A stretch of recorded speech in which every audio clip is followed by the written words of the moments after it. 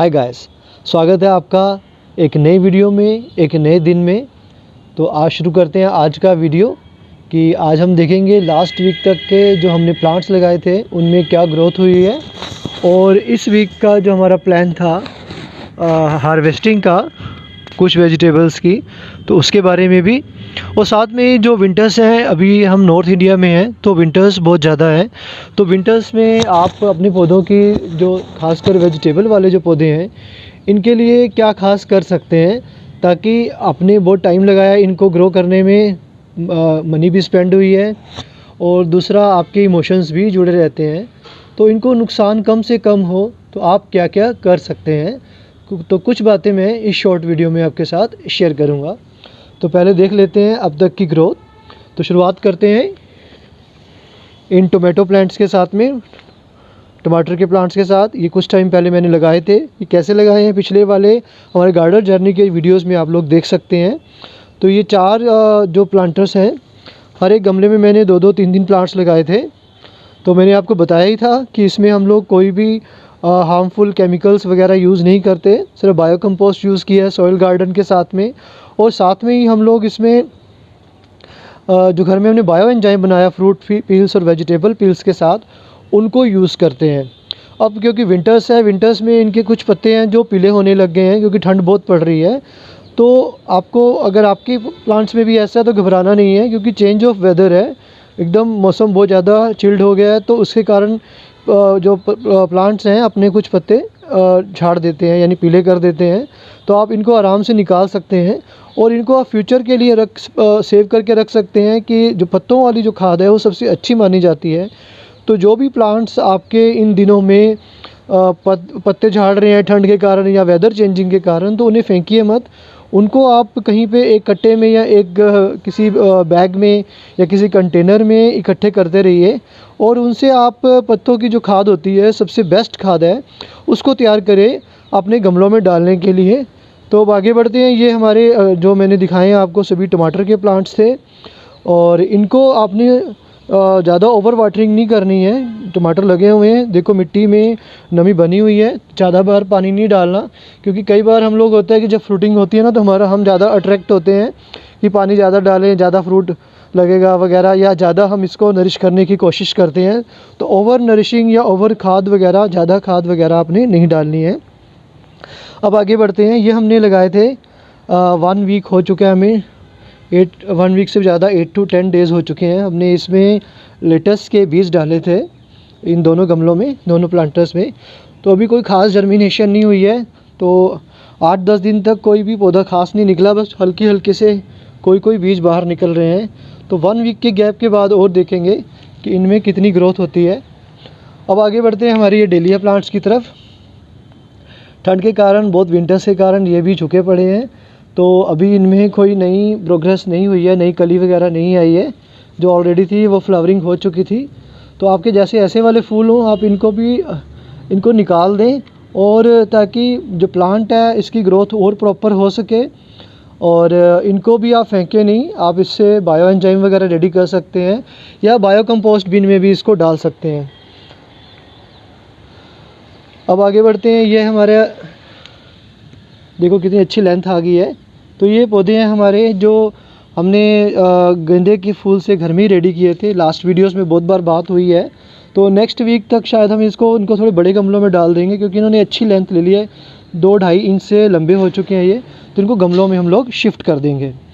तो अब आगे बढ़ते हैं। इसमें मैंने डाले थे टमाटर के, जो घर में हम सब टमाटर काटते हैं उसके कुछ बीज डाले थे, कुछ दिन हो गए हैं, तो अब ये जर्मिनेट होने लग गए हैं। तो आपको as a workshop side by side इस तरह के चीज़ें रेडी करते रहना चाहिए, ताकि जो पुराने वाले जो पौधे हैं उन पे जब भी फ्रूट लग जाएगा तो उनके बाद आपको नए पौधे चाहिए होंगे। तो साइड बाय साइड आप घर में ही अगर तैयार कर लेते हो तो वो बेटर रहता है, फ्री ऑफ कॉस्ट रहता है, और 100% ऑर्गेनिक वाली बात हो जाती है। अब आगे बढ़ते हैं। ये हमारा मैरीगोल्ड, तो बहुत सारे फूल लगे हुए हैं इस पर। तो एक फूल थोड़ा सा ख़राब हो रहा है, इसको हम निकाल देंगे ताकि बाकी फूलों को न्यूट्रिशन पूरा मिलता रहे। और ये पेटूनिया के पौधे हैं, इनमें और लीव्स आ चुकी हैं। इनको भी मुझे 10-15 दिन हो गए हैं नर्सरी से ला के लाए हुए। तो मे भी आने वाले टाइम में ये फुल ऑफ जो बास्केट है फुल हो जाएगी और फ्लावरिंग भी होगी। और ये एक वेजिटेबल कैरेट है जिसमें मैंने मटर के पौधे बीज डाले थे, तो देखो अच्छी बेल निकल आई हैं इनमें सब में से। और साथ में सेंटर में मैंने एक लगाया था मिर्च का प्लांट, ये ज़्यादा डेवलप नहीं हुआ तो हम इसको रिप्लेस करके न्यू प्लांट से रिप्लेस करेंगे।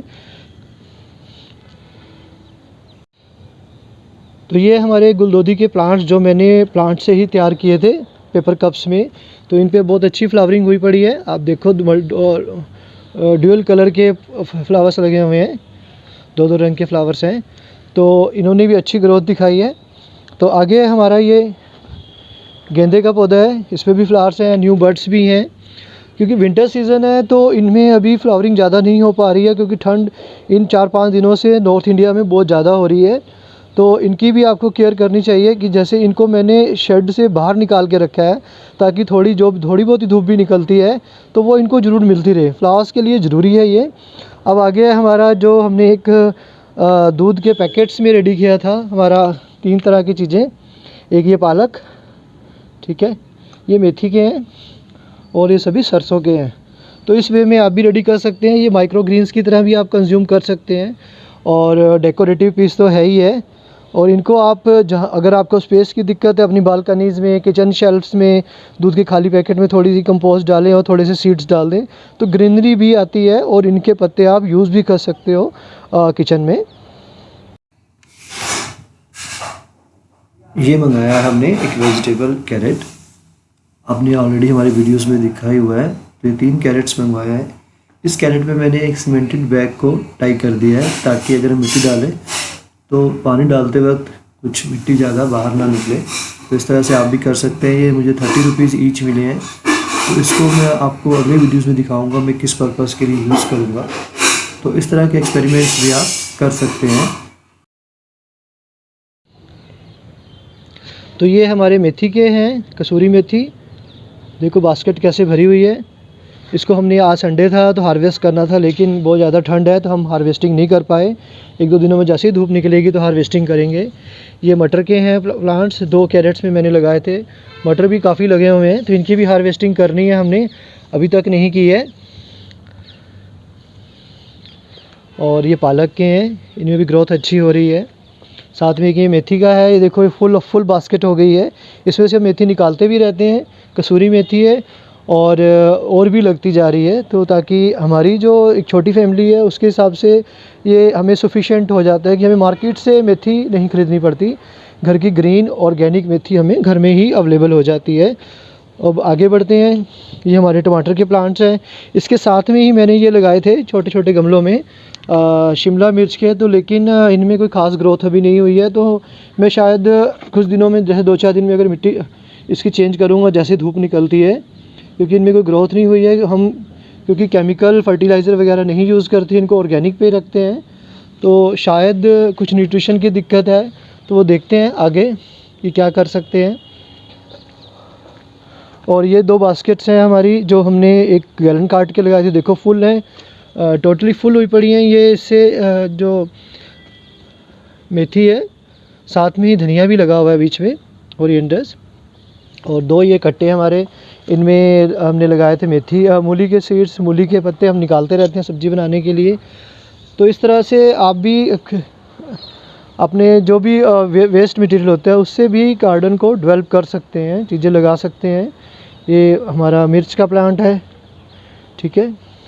तो इस तरह से इस वीक के प्लान में तो था कि हम कुछ चीज़ों की हार्वेस्टिंग करें, कुछ चीज़ें निकाल लें और साथ में कुछ नए प्लांट्स भी ऐड करें, लेकिन मौसम अच्छा ना होने के कारण हमने इसको फ़िलहाल पोस्टपोन कर दिया है, अभी जो इस चीज़ को रोक दिया है।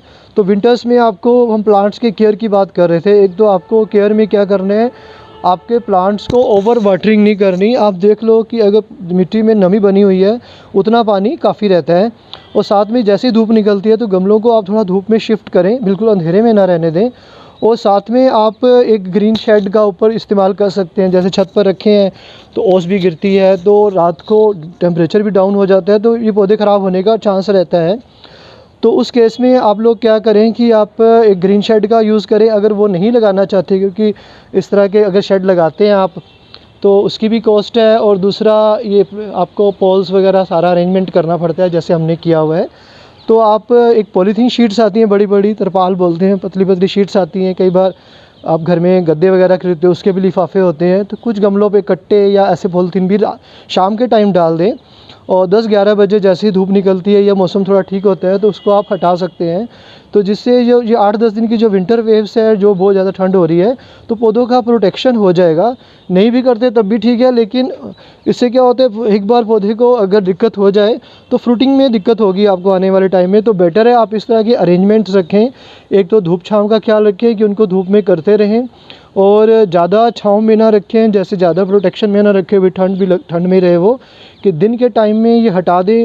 अगर नेट हटा सकते हैं आप, या पॉलीथीन जिससे भी आप इसको कवर करेंगे तो वो आप हटा सकते हैं। पानी बार बार ना दें, और अगर उन पे फूल लग गए हैं तो उनको बार बार आप ये जो हम देते हैं फर्टिलाइज़र कि फूल और लग जाएं, और टमाटर लग जाएं, और पौधे लग जाएं, या और फ्रूट्स आ जाए, तो इस तरह का ओवर ना करें, क्योंकि आप ये सब पहले कर चुके हो।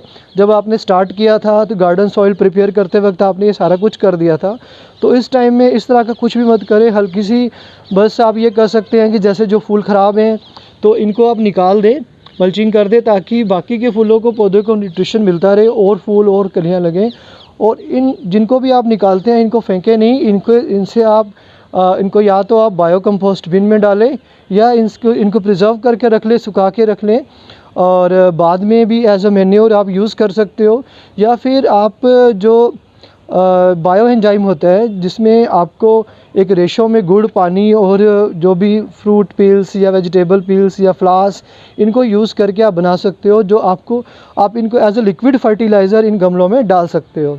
तो आज इस वीडियो में इतने ही है। मिलते हैं नेक्स्ट वीडियो में, आपको हार्वेस्टिंग भी दिखाएंगे और नए प्लांट्स भी हम लोग ऐड करेंगे। Thanks for watching this video.